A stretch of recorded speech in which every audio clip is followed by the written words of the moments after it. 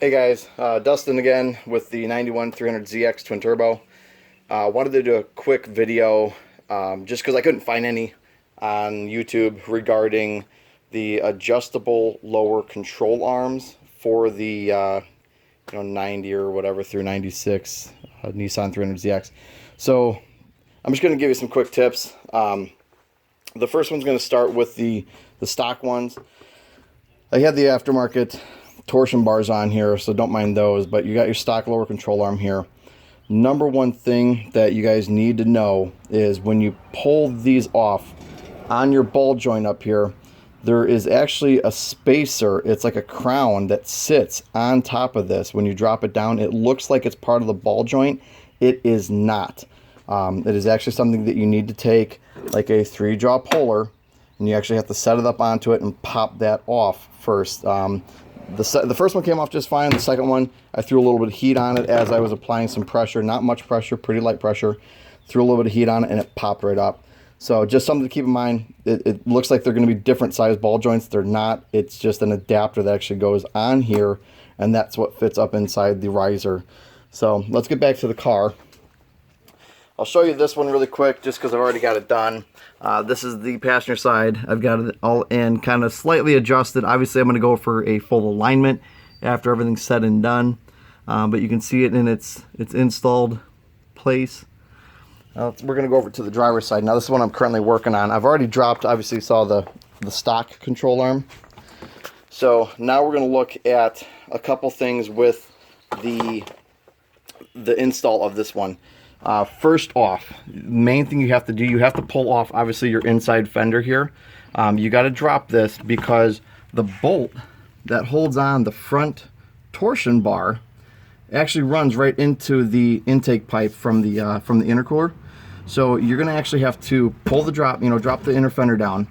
There is a 10mm bolt right here that you want to take it out. Don't take off this one that's on the top. Take off this one here, because when you loosen this, you're able to actually just move this pipe up about a ½ an inch or so, and it's just enough to get that bolt slid out of the way. Okay, so that's number one thing. Number two, let me square the wheel up here.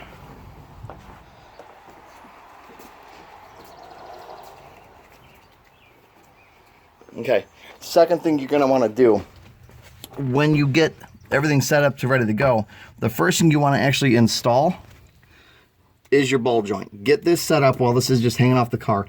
Get this pushed in there and get that set up and apply it, a moderate amount of torque to it.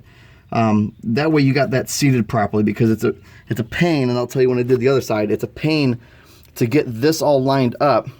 If that's not torqued down, you're not going to be able to get your ball joint torqued into place. So make sure you get that kind of, pretty well, tightened down, okay? Your torsion bar bolt here and this one here, leave these loose. So this is actually halfway floating still. These aren't tightened down. They're just kind of snugged with my fingers. And then in order to get this back one back into place, I don't know if you can see that. Where are you at? There.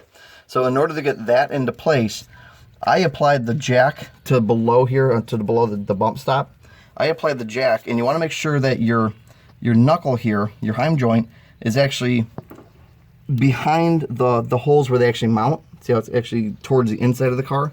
Because as you jack up, it's going to want to slide outward. You can't fight it. I mean, there's so much pressure, you're not going to be able to fight it. So get it started inside, slowly jack it up, and it's going to want to slowly push its way out. So you have your bolt ready, and you can kind of slowly snug it in there as it comes through. So again, these adjustable links here are in order to adjust your caster, which is how far forward or back the wheel is sitting in the wheel well. It doesn't throw off much of the geometry as far as your steering and all that kind of stuff goes. One nice thing about it is you're able to actually center the wheel in your fender well here. So you can have, an 1.5 inches here, 1.5 inches here, 2 fingers, whatever, size tires you have. But that way you can square it up so as you're turning, you don't rub on your inner fender in the front or the back, that type of stuff. The biggest thing is, and I've got these weird adjustable upper control arms up there. I'm not a big fan of them. I'm going to swap those out in a future video here. But I was getting, like everybody else, that inside tire wear on the tires. So the biggest reason I got these is because this one I'm actually able to not only push the top outward of the tire, so stick it out this way.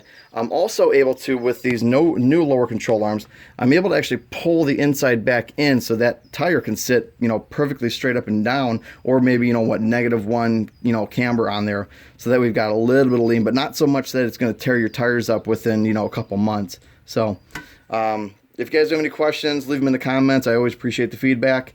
I'll try to throw up some more videos, like I said, when I do those upper control arms if you need it. And if you guys have any questions regarding the car, regarding a lot of the other stuff that I've done to it, I have done a pretty full build on. Not say I'm an expert, but I have done quite a bit to this car already. Aftermarket turbos, you know, it's a full build, 740cc injectors. I've done the ECU, I've done the dual intake, done the bigger intercoolers, full exhaust. I did a conversion from auto to a 5-speed. You know, if you could name it, I've probably, for the most part, done it. There's not many things I have not done to it. So, like I said, if you have any questions, let me know. Leave it in the comments. If you have any feedback for future videos, I'd love to hear them. And that's about it for now. So, thanks, guys. Bye.